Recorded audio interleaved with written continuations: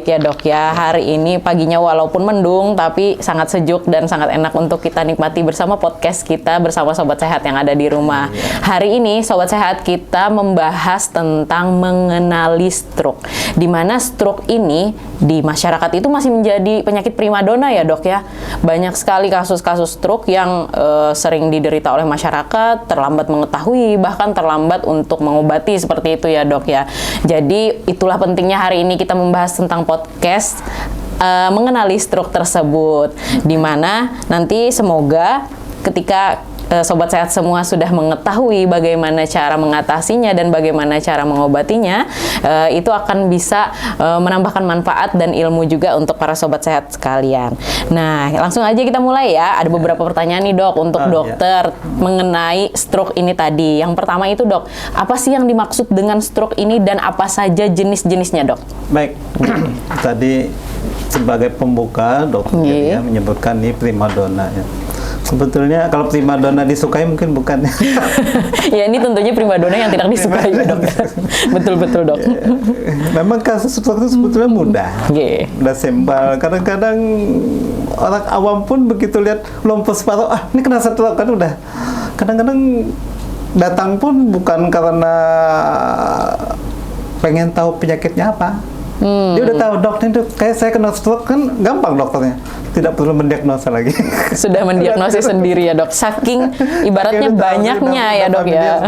Betul-betul dok. Baik, memang secara definisi stroke itu adalah gangguan mendadak ya, sifatnya gangguan pembuluh darah otak, sifatnya mendadak kurang dari 24 jam yang itu murni karena pembuluh darah otak. Bisa mengakibatkan kematian. Jadi bukan karena penyebab yang lain. Jadi poin pertama adalah gangguan fungsional otak gitu ya. Gangguan fungsional otak itu nanti bisa berupa kelemahan separuh badan, kemudian bicara pelo, kemudiannya wajahnya mencong, perot ya dok ya, kalau orang Banjar bilang tuh perot ya dok ya. Atau keluhan lain yang mungkin tidak bisa ngomong dan sebagainya. Jadi itu. Kemudian waktunya mendadak. Jadi harusnya itu mendadak. Kalau pelan-pelan nanti lemahnya awalnya kuat, kemudian seminggu kemudian tambah lemah itu bukan. Itu biasanya kemungkinan penyakit yang lain. Kemudian dia kurang lebih dari 24 jam. Kalau kurang dari 24 jam ada kemungkinan gangguan pembuluh darah otaknya sepintas yang kita sebut dengan TIA. TIA ya dok ya. Kepanjangan dari TIA apa ya dok? TIA itu transient ischemic attack. Jadi serangan singkat gitu ya dok ya? Sumbatan ischemic sepintas.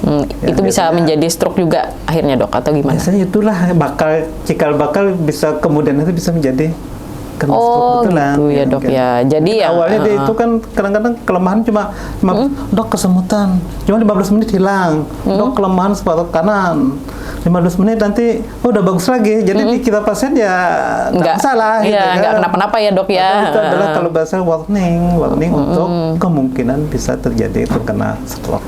Begitu ya dok ya. Untuk yang jenisnya tadi dok? Baik, secara umum jenis itu kan ada dua. Nah kita sebut dengan stroke sumbatan yang paling banyak, dan yang kedua adalah stroke perdarahan.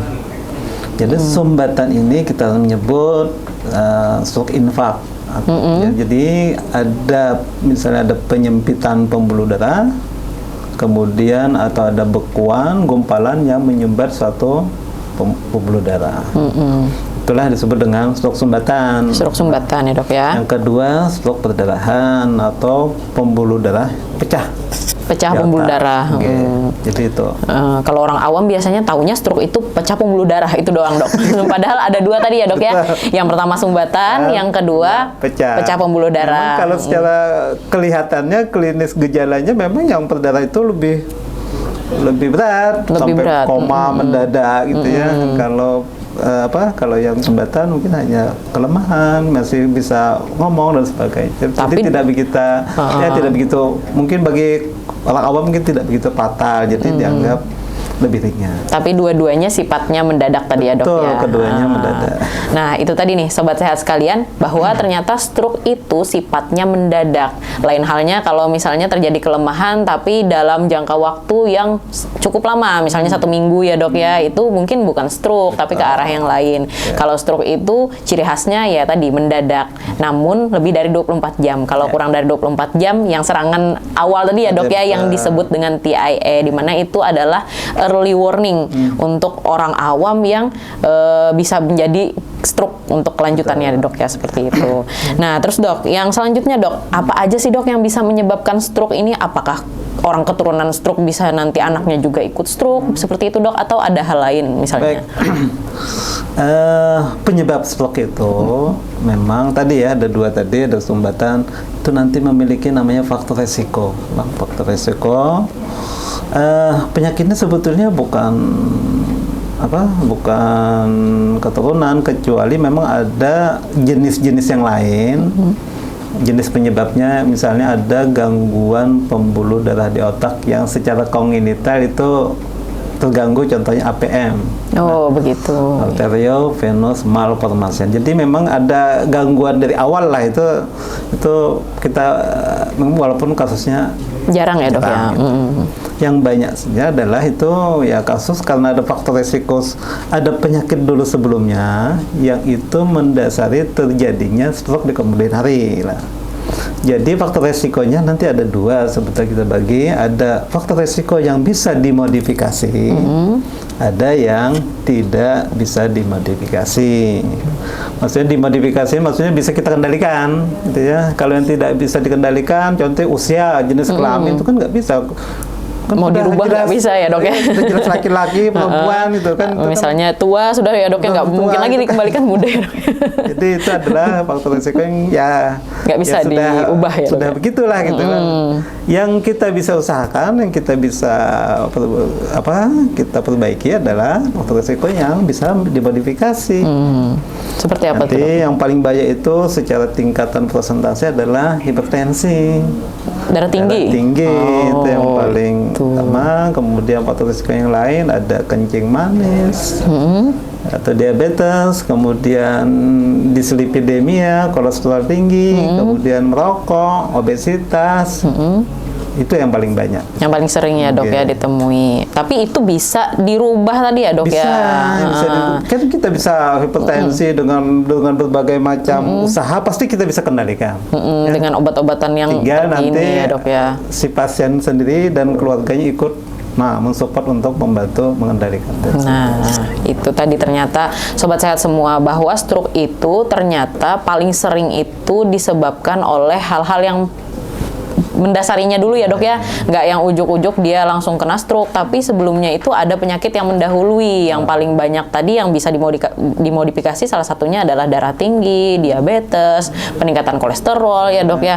Nah itu yang bisa dimodifikasi oleh sobat sehat semua, yaitu dengan cara mencegahnya menggunakan obat-obatan ya dok ya, mengubah pola hidup sehat seperti itu ya dok ya. Tapi yang keturunan tadi jarang sekali ya dok ya, karena itu terjadinya mungkin waktu dia kecil sudah ada duluan gitu ya dok ya. Nah terus dok, untuk tanda dan gejala stroke sendiri dok, yang paling mudah dilihat oleh orang awam atau diketahui bahwa dia itu kemungkinan besar stroke nih gitu dok, gimana dok? Baik, kalau di searching kan ada singkatannya namanya FAST. FAST, fast, cepat jadi, ya dok ya. Memang ini harus cepat gitu kan. Apa itu? F itu face, wajah. Kita lihat aja wajahnya, mencong enggak, pelat enggak, kelihatan sisi ya paling mudah dilihat kan sisi sudut mulut biasanya, waktu senyum kelihatan mencong. Yang kedua arm atau lengan. Biasanya ada kelemahan kiri kanan. Nggak bisa ngangkat gitu ya dok ya. Tapi kok beda sebelah, nah itu tanda-tanda ya dok ya. Yang ketiga S, ya, speech bicaranya. Speech, bicara. Bicaranya pelok. Jadi itu kelemahan wajah bicara. Sudah cukup untuk menilai. Wah, udah jelas. Salah satu aja ada yang sudah cukup. Tidak perlu ketiganya. Oh gitu. Sudah menuju ke arah stroke. Kalau T-nya dok? T-nya time. Oh, time. Nah, ini time itu nanti hubungan dengan penanganan. penanganan. Oh, beda ini dok Beda. ya. Untuk yang orang awam cukup sampai S tadi ya dok ya. Iya. Itu sudah sangat mendukung sekali untuk dinilai sebagai stroke seperti itu ya dok Dan ya. kejadiannya mendadak. Mendadak. Oke, ya mendadak ya. Itu harus digarisbawahi banget nih ya. Jangan nanti kok kelemahan tadi pelan-pelan atau bicaranya kok pelan-pelan, makin lama makin tidak jelas, sudah berbulan-bulan, nah itu beda lagi. Beda cerita lagi ya dok ya, kemungkinan besar bukan stroke. Nah, terus dok, setelah dia sudah tahu nih dok, yang fast tadi ada 3 tadi kan dok ya, yang T-nya itu kan kita inikan dulu ya dok ya, kita singkirkan dulu. Nah, terus dok, dia sudah tahu nih, oh ini kayaknya aku ke arah stroke nih, atau misalnya keluarganya sudah melihat kamu kayaknya ke arah stroke deh. Terus harus apa ya dia dok? Harus diperiksa apa? Harus kemana gitu dok? Apa yang dilakukan? Iya, apa yang harus saya lakukan gitu? Apakah saya berdoa saja misalnya kayak gitu dok? Baik, kita Silakan, lihat dokter. dulu yang ada di lingkungan masyarakat kita. Jadi, yang banyak dilakukan, banyak mungkin sebagian juga ada gitu ya. Jadi pertama itu ada yang menganggap itu biasa, karena mungkin saya kecapean jadi gitu kan. Jadi ada lemah yang katanya gitu ya dok ya tangannya. Mungkin dibawa dulu lah, nanti maaf mungkin ke tukang pijat dulu, dibawa ke tukang otot dulu, dilihat dulu 1, 2, 3 kok. Kemudian awalnya lemah, tambah lemah, betul lah dibawa ke entah ke dokter atau ke UGD atau mungkin tadi ya berbagai macam lah, yang macam-macam tadi obati sendiri dan sebagainya gitu kan. Dia tidak menganggap bahwa itu suatu padahal kegawatan. Walaupun seringan apapun keluhannya, itu adalah kalau dari medis adalah suatu kegawatan ya apalagi. Oh gitu ya dok ya. Jadi apa yang kita lakukan? Nah begini, jadi tadi di fase ada time, karena itu hubungan dengan waktu. Begini ceritanya, mengapa waktu itu penting? Jadi terutama yang sumbatan, yang pecah apalagi itu hubungan dengan penanganan itu nanti proses mekanismenya memang agak berbeda sedikit. Kalau yang sumbatan begini ceritanya, begitu ada penyempitan, ada sumbatan, kan logikanya sumbatannya bisa dihancurkan enggak? Supaya bisa lewat lagi aliran darah gitu kan. Seperti selang ya dok ya, ada lumut ceritanya.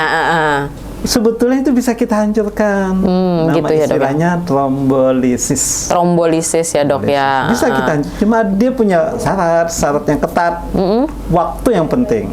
Nah, yang T tadi ya dok ya. 4,5 jam. Waduh, cepat sekali durasinya. Jadi jangan ternyata. nanti kadang-kadang pasien dok, ini sudah lemah, bisa sembuhnya cepat dok. Aduh, sebetulnya bisa cepat itu kalau kita bisa menghancurkan bekuan itu, waktunya hanya 4,5 jam. Jadi begitu kita melihat atau merasa, langsung aja dibawa ke UGD. Oh, jadi 4,5 jam ini semacam golden period ya dok ya? Betul sekali. Jadi waktu emas gitu ya, waktu emas yang bisa sebelum itu kita bisa melakukan tindakan yang spesifik untuk melakukan penanganan untuk menghancurkan bekuan.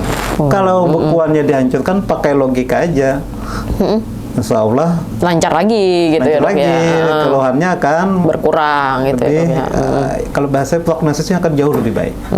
Setidaknya nggak membekas sampai seumur hidup gitu ya dok ya. Karena kalau lewat dalam 4,5 jam, untuk pemberian obat itu akan menjadi ya tidak diperbolehkan, karena kemungkinan terjadi perdarahan malah lebih tinggi ya dok ya. Bukan memperbaiki, malah pecah gitu ya dok ya. Jadi itu juga ada resiko lah untuk. Jadi waktu itulah penting. Jadi kepada semua masyarakat bahwa penting sekali untuk melihat waktu ini. Lewat dari sana bahwa kalau sudah kan sel otak begini, sel otak itu termasuk yang paling sensitif terhadap oksigen dan gizi. Begitu tersumbat, dia kan otomatis kekurangan oksigen dan nutrisi. Bagian otak yang tidak mendapatkan oksigen dan nutrisi itulah mengalami kematian. Kalau sudah mati nggak bisa kembali. Kalau mati sulit untuk kembali. Makanya kadang-kadang ada namanya sequelae. Itu gejala stroke. Jadi sudah lumpuh, dok bisa nggak kembali ke asal? Sulit. Karena sudah ada yang mati tadi ya dok ya. Oh begitu. Nah terus dok, tentang waktu tadi dok, seandainya dia nih lebih dari 4,5 jam, entah itu harus diperiksa dulu, misalnya seperti itu dok di UGD, atau misalnya harus diperiksa ronsen dulu, atau ada yang harus menegakkan diagnosisnya dulu seperti itu dok. Itu bagaimana dok? Jadi responnya? begini, nanti kan ada istilahnya trombolisis, ada trombektomi. Trombektomi. Jadi tadi trombolisis itu biasanya dengan obat-obatan, masukkan pena, nanti dengan sebelumnya setelah memenuhi persyaratan bahwa itu bisa dilakukan. Injeksi gitu ya dok ya. Kemudian andaikan itu lewat itu masih mungkin untuk dilakukan trombektomi. Memang pelayanan ini saat ini masih di rumah sakit Ulin. Bisa dilakukan. Gitu. Kalau kebetulan kita ada sejawat yang memiliki keahlian di bidang itu, namanya yang neurointervensi. Iya. Terus dok, nah tadi kan ngomong-ngomong tentang trombolisis nih dok, itu ini juga dok, menarik juga nih, karena saya sendiri baru tahu kalau ada yang namanya trombolisis. Waktu dulu saya belajar, seingat saya itu belum ada. Nah berarti ini ilmu baru nih sobat sehat semua, bahwa trombolisis tadi ada ternyata. Dan itu seperti apa dok maksudnya? Baik, jadi trombolisisnya adalah obat itu fungsi untuk menghancurkan bekuan. Menghancurkan bekuan. Gumpalan gitu. Jadi agak beda dengan obat pengencer darah. Nanti kan kadang-kadang dok, apa dengan pengencer darah? Bedanya nanti antiplatelet, antitrombotik gitu ya. Kalau ini trombolisis memang obat untuk menghancurkan bekuan. Ya.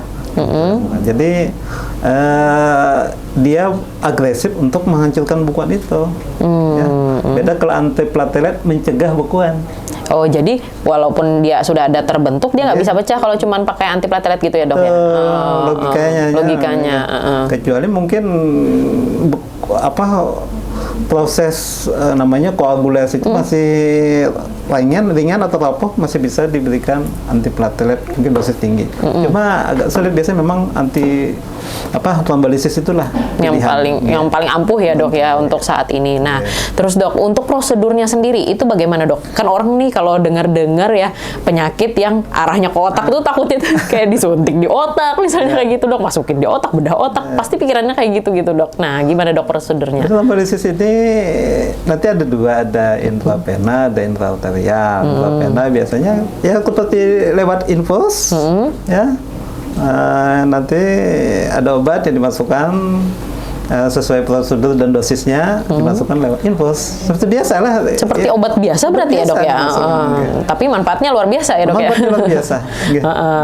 Nah terus dok, untuk trombolisis ini sendiri, kan jarang nih orang tahu, bahkan saya sendiri aja baru tahu sekarang dok. Nah untuk orang awam sendiri, kalau misalnya dia mau mengakses itu dok, kira-kira mesti kemana ini dok? Soalnya belum ada maksudnya belum ada sosialisasi bahwa obat-obatan itu bisa diakses misalnya kayak gitu dok. Kira-kira di mana bisa didapatkan? Kan obat intravena, jadi suntikan. Memang itu untuk saat ini di Rumah Sakit Ulin itu tersedia. Oh, hanya ada di Rumah Sakit Umum Daerah Ulin ya dok ya. Untuk di rumah sakit lain masih belum ada ya dok ya?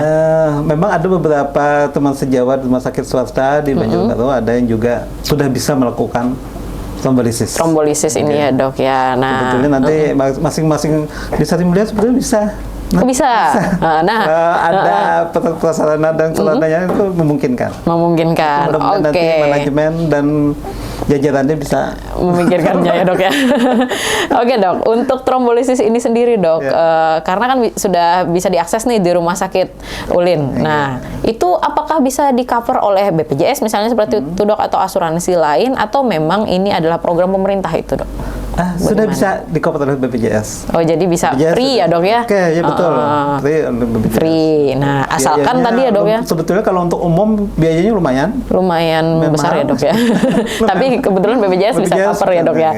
Nah, itu tadi nih sobat sehat semua, bahwa ada pengobatan terbaru ternyata dari stroke ini, yaitu trombolisis namanya. Dan ini lumayan ampuh ya dok ya untuk mengurangi gejala pasca terkena stroke tadi, agar tidak menjadi maksudnya jangka panjangnya itu lebih bagus ya dok ya hasilnya.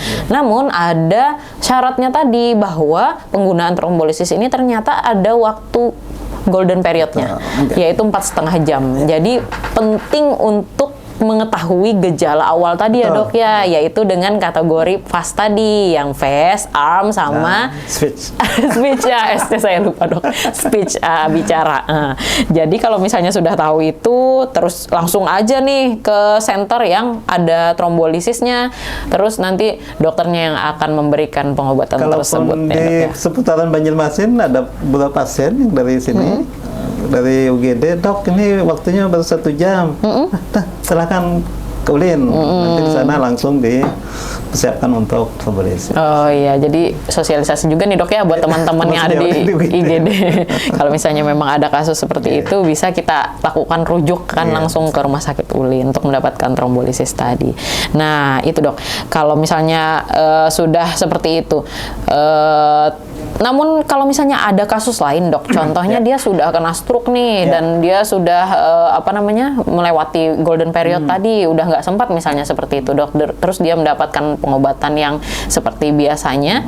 Nah apalagi dok kira-kira yang bisa dia dapatkan atau dia lakukan untuk mengurangi gejala sisanya tadi dok, atau yang kita sebut sequelae tadi ya dok ya. Nah itu bagaimana dok kira-kira? Jadi memang untuk pemulihan lah, Pemulihan pasien stroke mungkin banyak faktor yang mempengaruhi. Kadang-kadang ada pasien bertanya, dok, kok ada pasien stroke yang itu cepat sekali membaik, kok ini ada yang bertahun-tahun kok begini aja gitu kan, nanti begini. Memang ada beberapa faktor. Faktor pertama adalah luas infak atau penyumbatan di otak.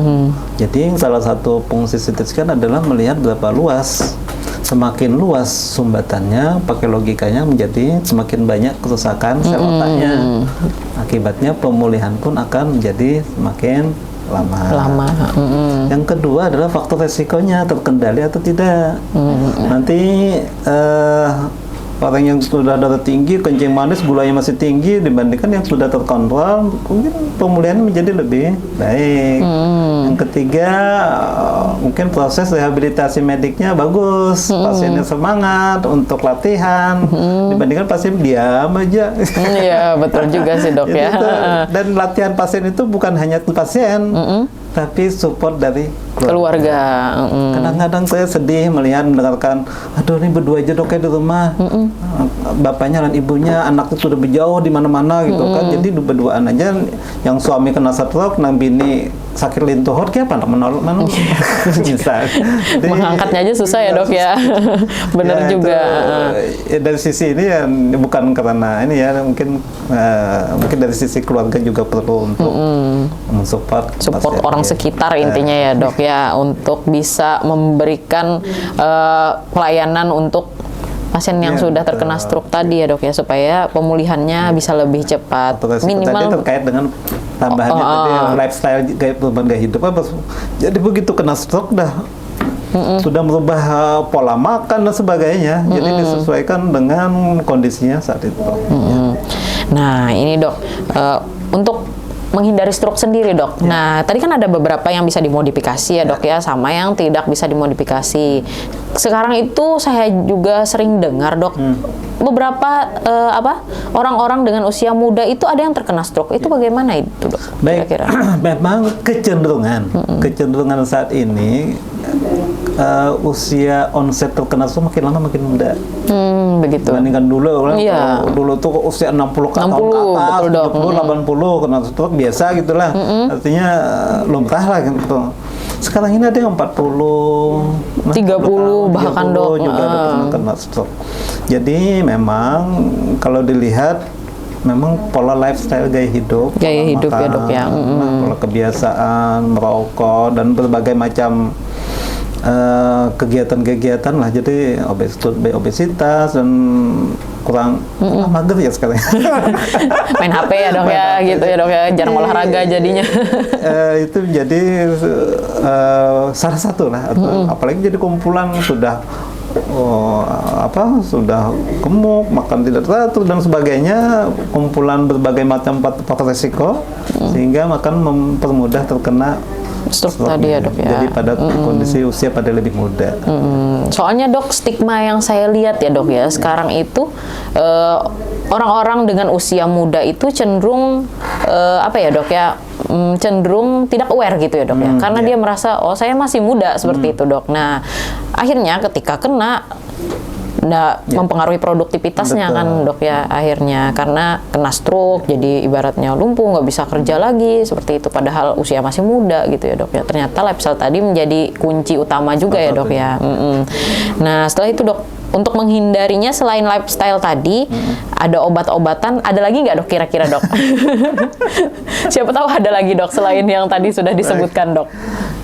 Untuk pencegahan gitu, pencegahan, sebetulnya ada dua kita kenal. Nah, pertama primary prevention. Primary prevention, pencegahan. Secondary prevention. Primary prevention artinya pencegahan primer, mencegah sebelum kena pertama. Sebelum kena stroke pertama kali. Betul. Oke, baik, Dok. Dia sudah ada kencing manis, sudah ada tadi. Bagaimana supaya jangan terkena stroke yang pertama? Karena begitu kena stroke yang pertama, kena stroke-nya itu menjadi faktor resiko untuk kedua. Oh, jadi dia bisa memicu lagi yang kedua? Memicu jadi kedua. Jadi kejadian stroke pertama itu sebagai tambahan faktor resiko. Jadi nambah lagi ya, Dok? Nambah lagi. Sudah ada, tambah lagi. Ya, Dok. Jadi itu gitu ya. Jadi kalau nanti secondary, nanti kalau umpama sudah kena, itu dia kalau yang penyumbatan hampir, kalau bahasa saya mungkin diwajibkan untuk minum pengencer darah. Rutin? Rutin minum. Seumur hidup? Atau gimana, Dok? Sebetulnya ya jangka panjang lah. Jangka panjang. Kecuali dia betul-betul menjaga faktor risikonya sudah tidak ada. Bisa mengendalikan. Bisa mengendalikan faktor risikonya ada. Nah, kalau seperti itu bisa di stop gitu ya, Dok, ya, obatnya. Oke, baik, Dok. Padahal tadi kan ada faktor risiko yang tidak bisa dimodifikasi. Kan sudah ada pada pasien. Jenis kelamin, usia. Itu juga. Oke, baik, Dok. Nah, itu tadi, Dok, sudah sampai mencegah nih, sobat semua. Artinya kita sudah tahu rentetannya dari awal hingga akhir, hingga mencegahnya pun sudah dijelaskan oleh beliau. Sungguh rapi dan sangat mudah dimengerti ya, sobat sehat semua. Sekarang waktunya kita pertanyaan. Jadi dibuka nih, Dok, ceritanya ya, Dok, ya, untuk orang-orang atau pendengar-pendengar semua yang ada di rumah yang lagi nonton live IG kita, Rumah Sakit Sari Mulia, untuk bisa bertanya kepada pakarnya langsung. Silahkan layangkan komentar pertanyaan Anda di Instagram Rumah Sakit Sari Mulia. Nanti salah satu penanya yang beruntung nih, Dok, akan mendapatkan giveaway dari kita. Oh, gitu. Nah, tapi dokter nggak boleh. Karena dokter yang menjawab. Jadi dipersilakan kepada teman-teman pendengar semua yang ada di rumah untuk memberikan pertanyaan, mumpung pakarnya mau menjawab nih. Jadi silahkan, dapat giveaway pula. Baik, ini, Dok, nanti akan saya bacakan ya, Dok, kalau misalnya ada pertanyaan. Kayaknya sudah mulai banyak nih, Dok, pertanyaan. Semoga dokter sabar untuk menjawab, Dok, ya. Baik, Dok, pertanyaan pertama dari, saya bacakan langsung aja, Dok, ya. Monggo. Dari Rahman _Aulia 1. Apakah benar, Dok, pada saat pertama kali pasien kena stroke di saat tidur, pasien tersebut terus disadarkan dan pada jari-jarinya ditusuk pakai jarum dan telinganya dipijat-pijat, itu bisa membaik? Baik. Nah, itu gimana, Dok? Terima kasih. Ini mitos ya, Dok? Saya mau bicara itu. Ada istilah fakta, ada mitos ya. Fact and myth gitu ya. Jadi itu termasuk kategori mitos. Mitos. Mitos artinya secara mekanisme penyakit itu tidak ada landasan untuk, tidak ada hubungan gitu ya. Tidak ada hubungan. Kita menusuk-nusuk kan problemnya di otak. Yang sumbatannya itu di otak, yang ditusuk jari. Gimana ya koneknya? Oh iya, benar juga. Tapi ini penting juga ya, Dok, ya, pertanyaan seperti ini, karena membuka wawasan. Karena itu kan sudah dikenal. Iya, betul, Dok. Masyarakat luas bahwa itu yang harus dilakukan. Gitu kan. Jadi, ketika kena stroke, dia taunya harus dibangunkan, misalnya gitu, tusuk-tusuk pakai jarum semua jarinya. Artinya kalau kena itu dia tidak memandang entah dibangunkan atau berbaring, sebenarnya tidak banyak pengaruhnya. Jadi tidak ada ya, Dok, ya? Pengaruh pertama itu adalah kita bawa ke UGD untuk melakukan, kalau sumbatan kita hancurkan sumbatannya. Itu cara logikanya kan simpel sebetulnya. Kan? Ada sumbatan di otak, kita hancurkan sumbatan. Kalau ada perdarahan di otak, nah itu lain lagi ceritanya. Itu beda lagi ceritanya ya dok ya. Nanti dokter yang mengatasinya. Baik, itu tadi ternyata jawabannya untuk Rahman_Aulia 1. Kalau misalnya ada kejadian stroke itu, ternyata dengan membangunkan, menepuk-nepuk atau menusuk jari pasien dengan sesuatu itu tidak memperbaiki kondisinya. Karena itu hanyalah mitos yang tidak berkaitan dengan jalannya penyakit ya dok ya. Tapi perlu diketahui juga nih untuk masyarakat di luar sana bahwa hal yang seperti ini memang sering dilakukan gitu loh dok. Padahal kalau seandainya kita tahu landasannya tadi ya dok ya, kalau misalnya melihat orang stroke segera dibawa ke UGD akan lebih baik prognosisnya atau kemungkinan kembali seperti semulanya lebih besar ya, seperti itu ya dok ya. Nah, kadang-kadang pernah kejadian ya dok. Ya, setelah dilakukan kok membaik. Nah, itu gimana itu dok? Jadi bingung juga. Kan tadi sudah saya bilang, ada namanya TIA. Oh, TIA tadi. Oh, ternyata ada hubungannya nih sobat sehat semua. Cuma TIA itu bukan karena ditusuk. Bukan karena ditusuk. Memang dia saat membaik. Nah, gitu ya dok ya. Jadi ada gumpalan, ada sumbatan. Sebaikan ya, ada penyempitan, ada bekuan. Bekuannya itu lepas. Lepas sendirinya ya, lepas bukan sendiri. kalau dia dia lepas karena mungkin sumbatannya masih kecil. Oh gitu. Gumpalan kecil. Iya dok. Dia bisa 15 menit habis itu lepas normal dia. Normal tanpa kembali. dia apa-apakan. Kebetulan dipijat-pijat. Jadi namanya kalau bahasa saya kebelujuran. Kebelujuran. Kalau bahasa Jawanya dilalah. Jadi kadang-kadang itu jadikan patok pernah kejadian tusuk itu iya dia sembuh katanya. Dia kan TIA tadi ya dok ya. Kalaupun nanti ada yang mengklaim kok sudah begitu betul nanti bagus itu saya bisa menjelaskan itu adalah TIA. Oke, itu tadi jawabannya ya. Menarik sekali ternyata pertanyaannya ya dok ya. Padahal berasal dari mitos gitu. Bisa jadi kebelujuran, bisa jadi terapi dadakan. Tapi nggak apa-apa. Yang penting sekarang sudah tahu. Jadi kita bisa menanganinya dengan lebih cepat lagi. Nah, setelah itu ada lagi nih dok. Untuk pertanyaan kedua dari skincare.original_BJM. Dok mau bertanya, apakah orang yang kena stroke bisa diterapi dengan dipijat? Mungkin setelah kena stroke gitu ya dok ya, selesai stroke dia dipijat gitu dengan harapan mungkin bisa kembali seperti semula biar lumpuhnya membaik misalnya gitu dok. Apakah ada pengaruhnya seperti itu dok? Baik, jadi dipijat apakah ada pengaruhnya? Pengaruh kita lihat nanti ya, pengaruh pada kondisi akut atau proses pasca pemulihan pasca akut. Jadi kalau pasca akut memang hampir tidak kita temukan bahwa pijat itu bisa memperbaiki sumbatan atau pecah pembuluh, jadi hampir tidak. Cuma untuk pemulihan memang ada salah satunya, kan banyak teknik untuk proses pemulihan. Contohnya tadi fisioterapi, gitu. Apakah pemijatan juga? Ya mungkin itu bisa saya kategorikan itu ke sana. Jadi mungkin untuk membantu fisioterapi. Salah satunya untuk mengurangi kekakuan. Nanti pasien stroke kan paling banyak itu bisa terjadinya spastisitas, kekakuan.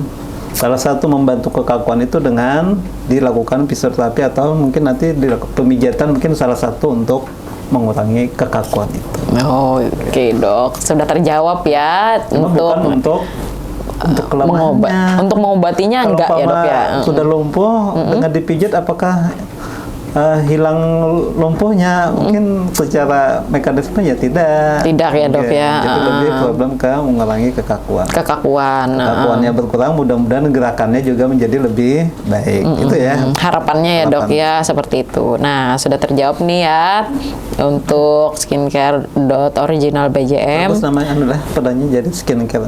Oh berarti dia ini dok mungkin peminat skincare. Tapi minat juga untuk mengenal stroke. Nah ini bagus juga dok. Ternyata orang skincare pun ikut juga ternyata. Berarti ini menarik gitu dok.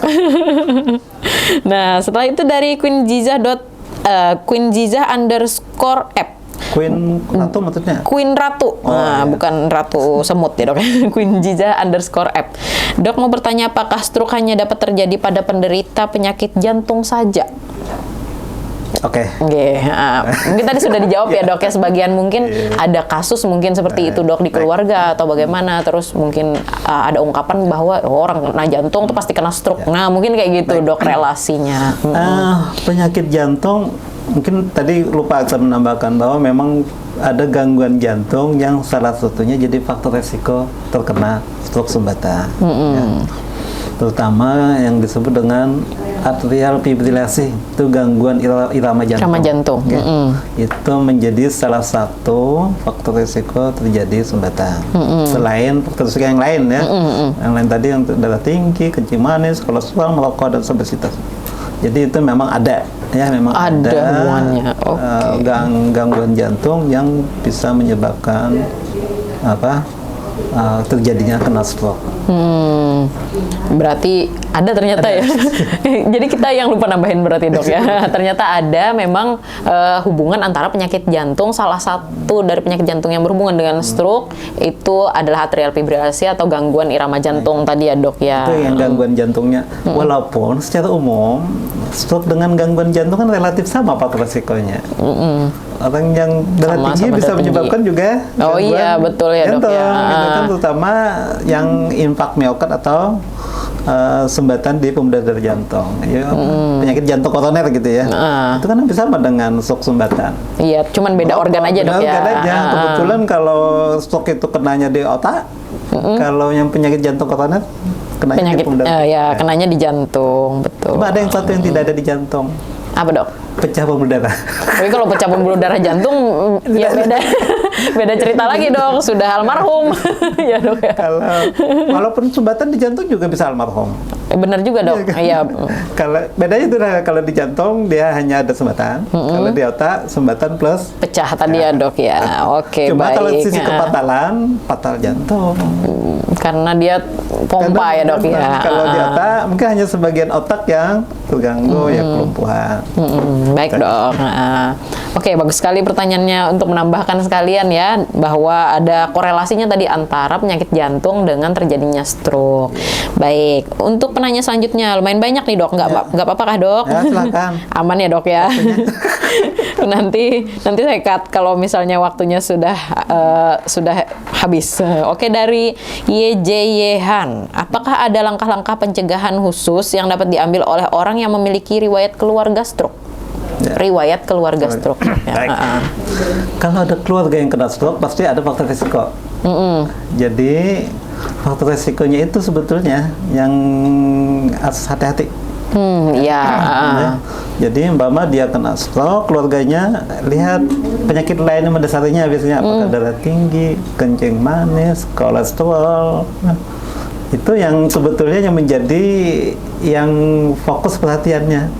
Jadi yang betul, dok. Kena stroke-nya mungkin kalau darah tinggi, jadi darah tingginya itu yang hati-hati. Kadang-kadang kan kita lihat faktor resikonya. Oh, darah tinggi dok.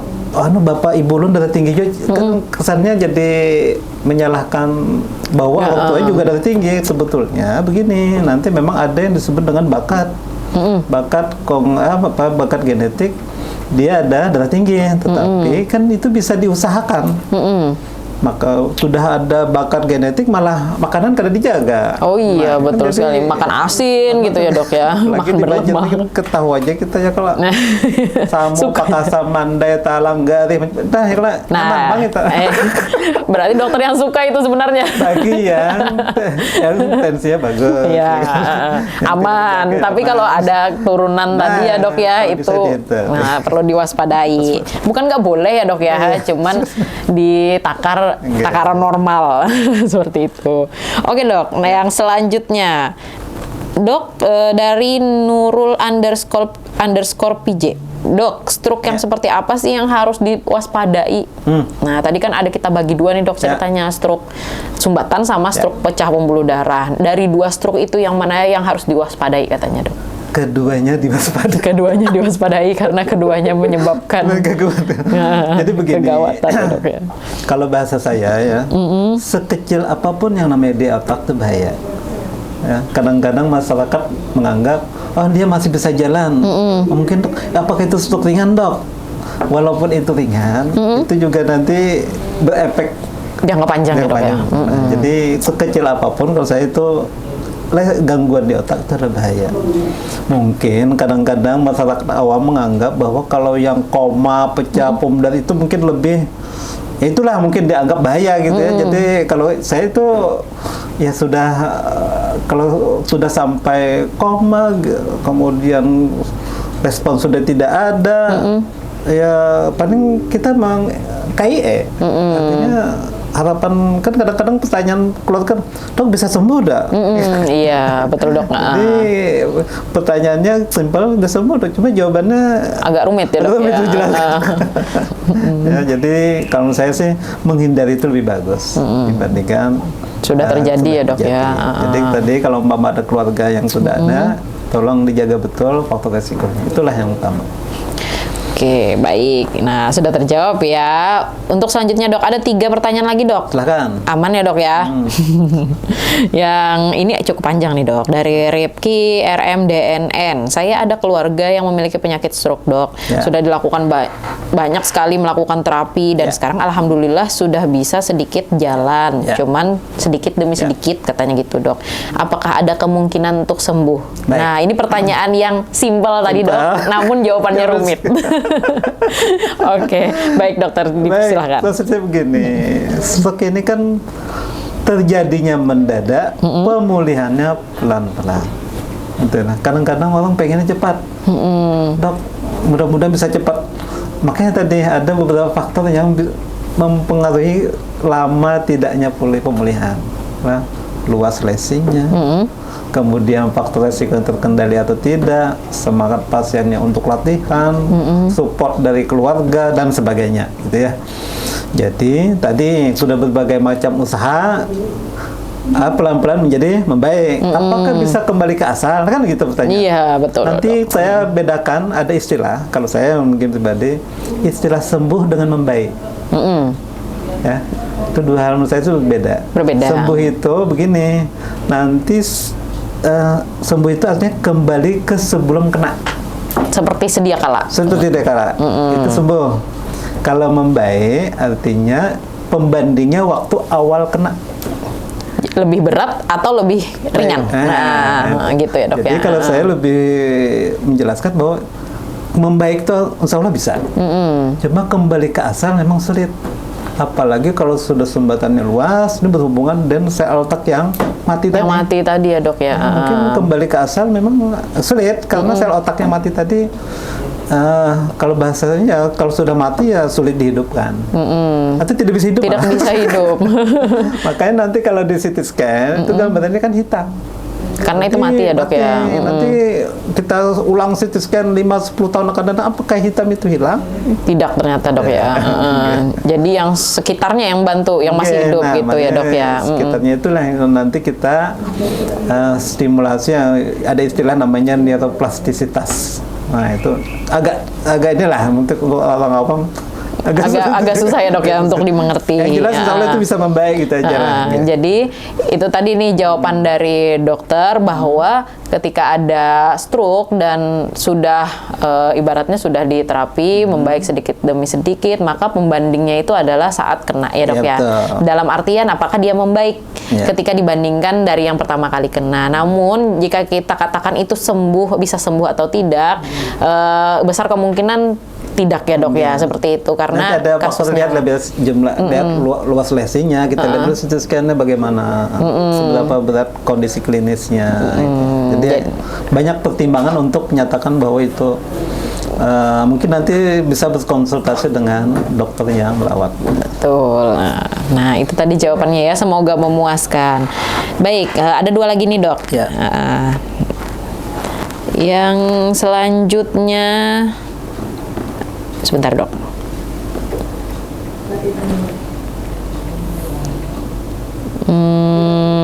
mana ya? Yang ini. Dari Princess_Fitria. Dok, ibu saya sudah kena yang ketiga kali. Sekarang kena di sumbatan kepala. Apakah itu bisa sembuh? Oh, ini sudah terjawab juga tadi ya, Dok, ya, dengan yang tadi. 3 kali kena tadi ya. Iya, 3 kali kena. Penekanan untuk Oh iya. Saya mau ada tambahkan. Yang ketiga. Kenapa jadi orang bisa berulang kena? Nah, Oh iya, belum kita ada evaluasi kita. gitu lah. Betul, Dok. Kan ini sudah 3 kali, kalau anak keempat jadi kasihan nih. Iya, sudah. Bagaimana yang 3 itu supaya jangan 4 kan gitu. Atau yang sudah pernah kena jangan sampai yang kedua. Makanya saya sebut tadi secondary prevention tadi. Yang mencegah supaya jangan berulang. Jadi memang kenapa jadi berulang itu biasanya pertama, mungkin masalah obat teratur atau tidak minumnya. Keteraturan minum obat, terutama obat pengencer darah. Pengencer darah. Khusus yang sumbatan lah. Beda kalau pecah lain lagi nanti penanganan. Yang kedua pola makan. Pola makan. Kadang-kadang kalau sudah merasa nyaman, kadang ingat lagi itu bakalan bisa jadi pemicu kena stroke lagi. Yang ketiga mungkin pola istirahat, keuyuhan, kecapean, kemudian beban pikiran. Nah itu juga kadang-kadang bisa menyebabkan berbagai macam faktor untuk menyebabkan berulangnya kena stroke. Ya, itu tadi jawabannya ya untuk Princess_Fitria. Tadi Queen, ini Princess, Dok. Jadi anaknya ini, Dok, ternyata. Jadi kalau sudah pernah kena, mau yang itu keberapa ya, Dok, ya, untuk mencegah supaya tidak terjadi lagi ke berikutnya atau tambah meluas ibaratnya luka tadi, Dok, sumbatan yang ada di otak, maka yang harus dilakukan adalah secondary prevention tadi ya, Dok, ya, yaitu stroke punya pola serangan berulang. Semakin serang berulangnya semakin berat. Makin berat. Oh, gitu. Yang pertama punya kelemahan, yang kedua biasanya tambah berat. Kalau lagi berjalan. Yang ketiga kadang-kadang cuma bisa duduk berbaring saja. Jadi makanya dijaga betul, jangan sampai andaikan sekali kena, jangan sampai kena yang kedua. Harapannya nggak boleh lagi ya, Dok, ya. Lebih berat dibandingkan selalu akan lebih berat dari yang kalau sebelumnya. Kalau ketiga lebih berat dibanding yang kedua. Itulah polanya, pola umumnya begitu. Jadi perlu diwaspadai ya kalau misalnya sudah ada kena stroke, untuk yang selanjutnya jangan sampai kena. Kalau bisa jangan sampai kena gitu ya, Dok, ya, dengan cara secondary tadi. Jangan sampai. Kadang mungkin kalau orang kadang jarak lah. Orang kena itu pasti jarak. Kecuali yang, tadi kadang-kadang menganggap itu remeh dan sebagainya. Salah satu faktor yang paling sering menyebabkan tadi pola makan ya, Dok, ya. Jangan sampai. Pola makan dan sebagainya itu dijaga, itulah. Jangan sampai merasa sudah sembuh misalnya gitu ya, Dok, ya. Terus tidak mungkin berulang misalnya seperti itu, lalu dia makan ya tidak beratur seperti itu. Makanya kita kenali dulu masing-masing apa faktor resiko yang ada di tubuh saya, darah tinggi, kencing dan sebagainya tadi. Salah satu bentuk mengenali diri. Oke, penanya selanjutnya nih, Dok, penanya terakhir ya, Dok, ya. Sipa Rahmawati _. Dok, kalau untuk darah rendah, ada potensi juga nggak, Dok, kena stroke? Tadi kan darah tinggi ceritanya, Dok. Nah, dia sekarang nanyanya darah rendah. Mungkin dia kena ada darah jarang rendah. Sekali darah rendah menyebabkan stroke. Hampir jarang sekali ya, Dok, ya. Tapi jangan dianggap aman juga ya, karena ada faktor resiko lain tadi ya, Dok, ya, seperti kolesterol tinggi, gula darah tinggi. Jadi bukan hanya tensi, ada faktor lain juga. Ada faktor lain juga. Jadi kalau yang darah orang kencing manis, tensinya normal ya, Dok, ya. Jadi bukan karena tensinya menyebabkan, tapi karena penyakit itu tadi, penyakit lainnya tadi ya, Dok, ya. Nah, itu tadi nih, karena sudah terjawab habis nih, Dok. Sudah, kayaknya nggak ada penanya lain, Dok. Ada satu lagi, Dok. Ada satu lagi. Dari Pute.Cam.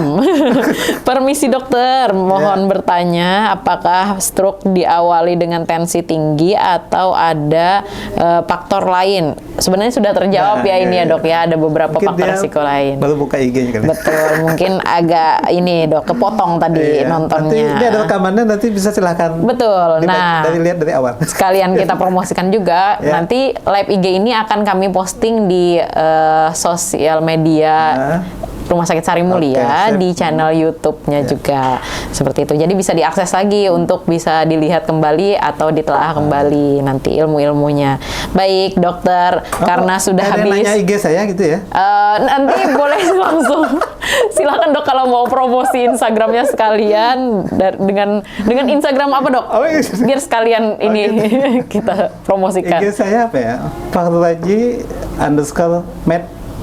Oh gitu, ya. Jadi kalau misalnya ada yang mau berkonsultasi online, boleh hubungi ke DM-nya dokter nih. Kalau mau lihat di mana saya praktek dan bekerja, lihat di searchingnya di Google ada. Oh ada ya dok ya. Baik, terima kasih dokter atas ilmu yang sudah diberikan kepada kami hari ini, kepada pendengar yang ada di rumah. Saya juga terima kasih kepada host dan Salimuni ada memberikan kesempatan ke saya untuk berbagi cerita, sebetulnya berbagi pengetahuan. Semoga masyarakat menjadi lebih mengenal stroke.